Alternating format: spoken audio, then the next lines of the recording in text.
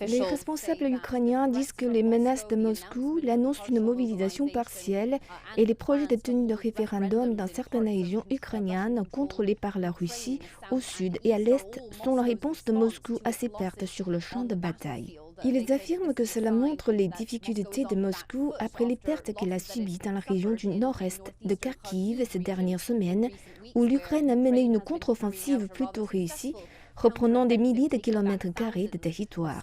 Ils estiment qu'il s'agit maintenant de mesures de rétorsion.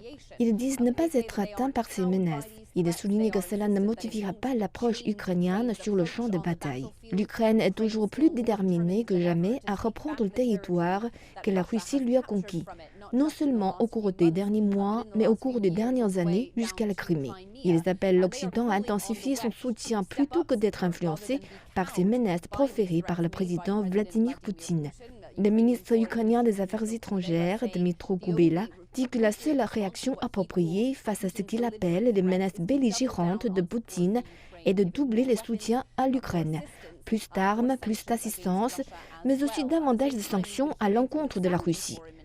Le ministère saoudien des Affaires étrangères a fait savoir que l'Arabie saoudite avait négocié la libération de 10 prisonniers de guerre étrangers détenus par la Russie. 5 citoyens britanniques, 2 Américains, un citoyen suédois, un Marocain, un Croate ont été libérés, selon les Saoudiens.